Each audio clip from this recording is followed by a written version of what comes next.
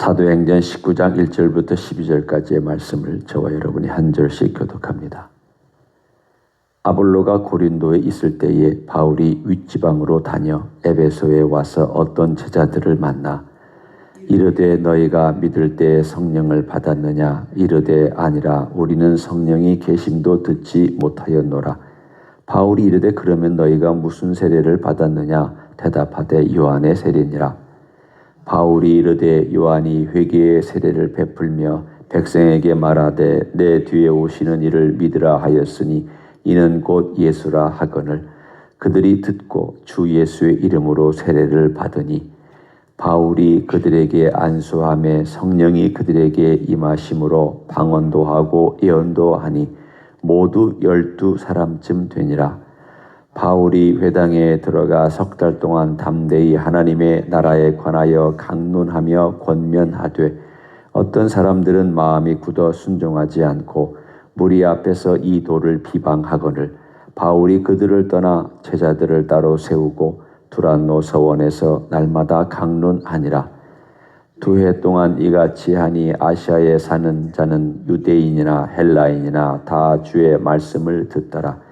하나님이 바울의 손으로 놀라운 능력을 행하게 하시니 심지어 사람들이 바울의 몸에서 손수건이나 앞치마를 가져다가 병든 사람에게 얹으면 그 병이 떠나고 악귀도 나가더라. 아멘. 바울은 에베소에 2차 전도여행 때 잠깐 들린 적이 있습니다. 하지만 거기서 오래 머물지는 않고 지나갔다가 내가 다시 올 것이다 라고 하면서 거기에 우리가 잘 알고 있는 브리스길라와 아굴라를 남겨놓고 떠났습니다. 그때 우리가 어제 본 본문처럼 이 브리스길라와 아굴라가 아볼로라고 하는 사람을 다시 예수 그리스도의 복음으로 보충시켰죠. 일종의 제자 훈련을 한 셈입니다. 그러자 아볼로가 거기에서 잠깐 머물면서 예수 그리스도에게 에 대한 것을 배웠고 그리고서는 고린도로 건너가서 고린도에서 설교자로서 활동을 했습니다. 바로 그 이야기가 이제 19장에 연결됩니다.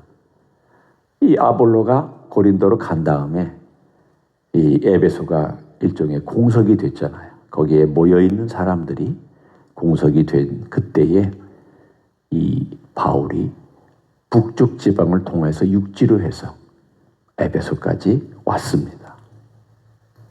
여러분이 터키 지방을 가면 터키는 산들이 많습니다. 이렇게 평지가 아닙니다. 이 산들도 높은 산들이 많습니다. 그러니까 이 지방에서 저 지방으로 갈 때 예를 들어서 지금 바울이 살고 있었던 안디옥이라는 곳에서부터 이 땅을 북쪽으로 거슬러 올라가서 저 위로 터키의 북쪽입니다. 저 위로 올라가서 에베소까지 가려면 터키를 거의 관통해야 됩니다. 북쪽 지방으로. 굉장히 험난한 길입니다. 우리나라 태백산맥을 넘는 것보다도 더 험난한 긴 길을 3차 전도여행을 위해서 그는 걸었습니다. 지금이야 버스도 타고 기차도 타고 차도 타지만 그때는 다 걸어 다닙니다. 그래서 어떤 학자는 바울이 병이 있다라고 얘기할 때 그 병이 다리에 병이 있다라고 말하는 분도 있습니다. 하도 많이 걸어 다니고 하도 많이 맞고 돌도 맞고 해서 이 사람이 다리가 너무 아파서 그게 병이어서 어려움을 많이 겪었다. 그렇게 말하는 사람도 있습니다. 물론 어떤 사람은 안질이다. 어떤 사람은 또 이 간질이다. 하여간 이런 병을 앓고 있음에도 불구하고 사도 바울은 계속해서 열정을 가지고 하나님의 복음을 전했습니다. 드디어 에베소에 왔습니다. 에베소에 왔더니 에베소에는 아직 교회다운 교회가 없었고 단지 요한의 이름으로 세례를 받은 제자들이 있었습니다.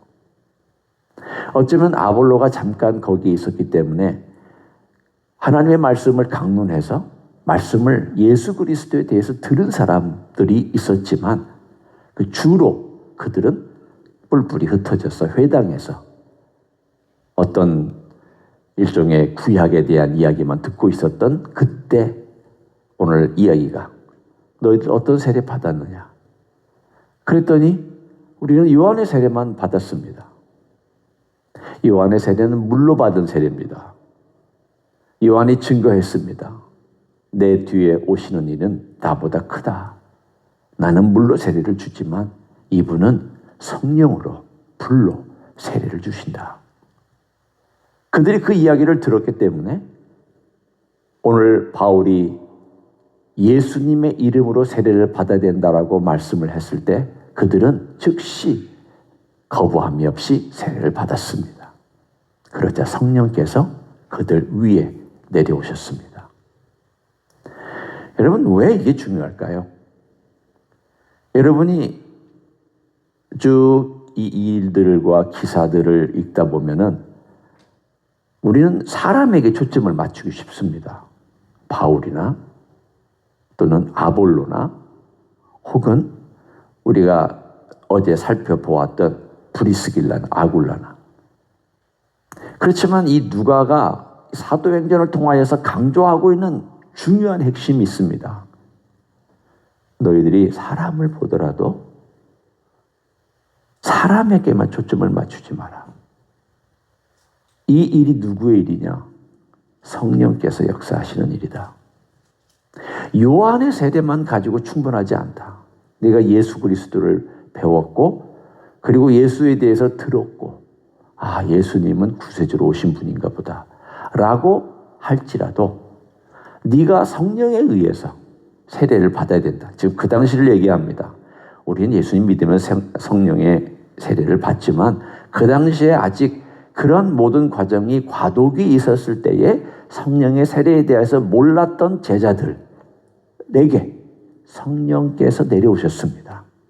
이건 뭘 말하냐면 예수님의 제자는 성령의 사람이다라는 뜻입니다. 예수님을 따라가려면 성령님의 도움 없이는 못 따라간다. 네가 예수님을 사랑하고 섬기고 예수님을 증거하려면 성령이 네 안에 계셔야 되고 성령이 역사하셔야 된다. 성령의 가장 중요한 핵심을 계속 강조합니다. 사도행전에서 성령님을 빼면 흔히 우리 세상 말로 시체입니다. 사도행전도 아니고 아무 행전도 아닙니다. 그냥 이야기입니다. 성령님이 빠지면 그냥 세상 이야기예요. 사람들 이야기에 불과해요. 그래서 오늘 여기에 나와 있는 이 간단한 이야기지만 성령께서 그들에게 내려오셨다라고 하는 것은 참 제자는 성령의 사람이고 성령에 의해 움직이는 사람이고 성령님이 함께하는 사람이어야 하고 그리고 이 모든 행전은 성령께서 움직여 가는 것이다라는 것을 오늘 이 간단한 사건이 우리들에게 보여주고 있습니다. 뿐만 아닙니다. 그 다음에 있었던 이야기들도 성령의 이야기입니다. 그들이 12사람이 처음 에베소 교회의 일종의 창립 멤버가 되는 거죠. 그래서 에베소 교회는 그 다음에 요한계시록에도 나오는 든든한 교회로 나옵니다. 물론 나중에 예수님의 꾸중을 받기는 했지만 그래도 대표적인 교회로 잘 자랐습니다. 그 대표적인 교회로 자라는 데에는 긴 시간 동안 바울이 여기에서 머물렀기 때문입니다. 얼마나 머물렀는지 한번 보십시오. 처음 석 달 8절에 나와 있습니다. 바울이 회당에 들어가서 처음 석 달 말씀을 전했습니다. 사람들의 반응이 어땠습니까? 여기 잘 보시면 어떤 사람들은 마음이 굳어 순종하지 않고 무리 앞에서 이 도를 비방하거늘 바울이 그들을 떠나 그랬습니다. 이 이야기는 회당 사람들의 반응이 시원치 않았다는 뜻입니다. 아니, 시원치 않았다는 정도가 아니라 반대와 비방이 있었다는 뜻입니다. 그래서 그 석 달이 지난 다음에 어떻게 했느냐? 반응이 있는 소수의 사람들과 12사람이라고 하는 그 전에 요한의 제자라고 하는 사람들과 아마도 뭐 한 20명, 30명 처음에는 그렇게 시작했겠죠. 그런 사람들을 데리고 두란노라고 하는 서원에서 날마다 말씀을 강론했습니다. 여러분은 이 두란노는 워낙 유명한 그 일종의 출판사이기 때문에 아시지만 이 두란노라고 하는 데는 그 당시에 일종의 토론도 하고 와서 사람들과 함께 자기 철학과 이 스승과 제자가 공부도 할 수 있는 그런 일종의 도서관 같은 곳이었습니다. 헬라 문화에는 그런 것들이 참 많았습니다. 그러니까 미국이 헬라나 로마의 문화를 많이 가져와서 본뜬 것 중에 하나가 바로 그런 문화의 도서관을 곳곳에 만들잖아요. 조그만 데 가면은 이쁜 도서관이 있고 거기에 보면은 토론할 수 있도록 방도 있고 책도 어디든지 읽을 수 있고 컴퓨터도 있고 이렇게 해놓는 그 시스템이 어디에 있었느냐면 헬라 문화에 있었던 그러한 처음 출발이 있었습니다. 곳곳에 그런 곳이 있었습니다. 거기는 누구에게나 열려 있었습니다. 바울이 제자들을 거기다 모아놓고 매일 말씀을 강론했습니다. 언제부터 언제까지? 그 오픈되는 시간 11시부터 4시까지입니다. 그러니까 바울은 11시부터 4시까지 하나님 말씀을 가르쳤을 겁니다. 성경 공부 시간이에요. 뭐 신구약 개론 요즘 같으면 인도될 수도 있겠고 아니면 로마서를 집중적으로 공부한다든가 혹은 우리 같이 쭉 이렇게 지금 사도행전을 쭉 훑고 지나가고 있는데 우리는 아침이니까 짧게 하고 있지만 바울은 2년 동안 처음 3개월은 회당에서 했고 그 다음 2년 동안 그 두란노에서 매일매일 몇 시간씩 하나님의 말씀을 강론하고 가르쳤습니다. 그런 곳이 없었습니다. 고린도에서도 그 정도 안 했고 데살로니가는 더더군다나 그 정도로 하지도 못했고 그가 세운 교회에서 이렇게 2년 반에 가까운 시간 동안에 머물러 있었던 곳이 그리 많지 않습니다. 그런데 거기서 그가 말씀을 강론하자 어떤 일이 나타났느냐. 11절과 12절에 보면 하나님이 바울의 손으로 놀라운 능력을 행하게 하시니 심지어 사람들이 바울의 몸에서 손수건이나 앞치마를 가져다가 병든 사람에게 얹으면 그 병이 떠나고 악귀도 나가더라. 이건 예수님에게서도 없었던 일입니다. 그렇죠? 예수님이 못하셨다는 얘기가 아니라 예수님의 이야기 가운데도 이런 이야기는 없었다라는 뜻입니다. 예수님이 언제 예수님이 쓰시던 손수건 가져다가 병자에게 얹었습니까? 그런 얘기는 없잖아요. 그런데 심지어는 듣도 보지도 못한 이야기. 이게 말이 됩니까? 아니, 이 손수건 갖다가 얹으면 병이 낫는다고요? 그래서 이런 걸 흉내낸 부흥사들, 가짜 부흥사들이 있었잖아요. 자기가 손 담은 물 갖다가 뭐 하면은 낫고, 자기가 쓰던 손수건 갖다가 얹으면 하는 이런 이야기가 어디서 나오냐면, 이거 흉내낸 거죠. 그건 다 가짜들입니다. 이것은 성령께서 어떤 일 때문에 했느냐 하면, 하나님의 말씀을 강론하고 이 말씀이 우상으로 가득 찬 에베소란 도시에 말씀이 퍼져나가는 데에 뒷받침해주는 일종의 증명해주는 기적으로 바울을 사용했기 때문입니다. 이건 기적을 위한 기적이 아닙니다. 사람들에게 센세이셔널한 어떤 현상을 일으키기 위한 것이 아닙니다. 바울이 말한 게 맞다. 바울은 성령의 감동과 능력으로 일하고 있다. 성령께서 바울을 사용하고 계시다. 그리고 그가 전한 말씀은 분명히 예수 그리스도에 대한 것이다. 그리고 그 예수 그리스도를 증거하는 그 모든 메시지는 내가 보증하며 내가 강력하게 역사함으로 그가 말한 모든 것을 내가 지지해 준다. 라고 하는 성령의 역사입니다. 따라서 우리는 이렇게 결론 지을 수 있습니다. 말씀의 부흥은 성령의 부흥입니다. 성령의 부흥은 심령의 부흥을 가져옵니다. 심령의 부흥은 교회 부흥을 가져옵니다.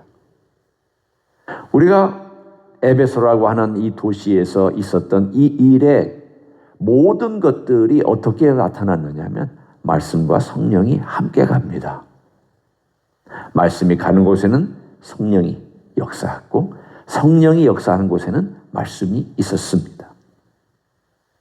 요한의 제자들이 제자의 삶을 살려면 성령님이 오셔야 됐던 것처럼 바울이 그 메시지를 아무리 가르쳐도 이 메시지가 능력으로 나타나려면 성령의 역사가 반드시 있어야 됐습니다.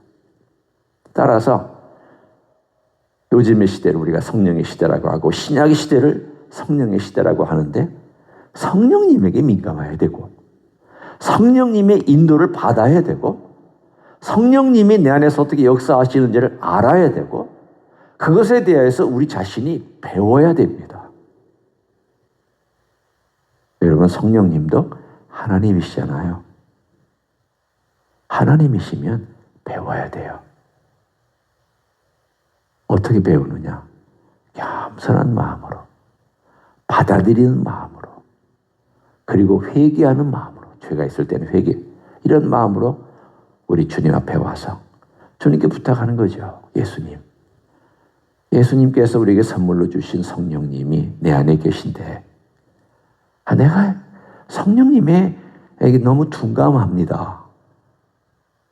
성령께서 말씀하셔도 제 할 일 한다고 바빠서 못 듣고 제 욕심 때문에 성령님의 원하시는 것을 이루어드리지 못하고 말씀을 봐도 그냥 말씀은 말씀이고 성령님은 성령님이고 이럴 때가 많은데 반드시 말씀이 있는 곳에는 성령님이 계시고 성령께서 역사하실 때는 말씀을 사용하시는데 그 말씀이 제 안에서 그리고 기도할 때도 그 말씀이 떠오르고 성령께서 그 말씀을 통하여 저를 깨우쳐 주시고 제가 그걸 통해서 성령님께서 나에게 뭐라고 지시하시는지 그리고 뭐라고 내 마음에 감동을 주시는지를 좀 알게 해달라고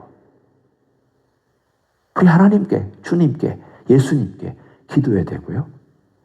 그리고 어떨 때는 좀 가만히 앉아서 성령께서 나에게 말씀하신 것을 들어야 됩니다. 여러분 심지어는요. 크리스찬 뮤직을 듣는 것도 스탑할 때가 있어야 돼요. 하루 종일 켜놓고 있는 것도 소음이 될 때가 있어요.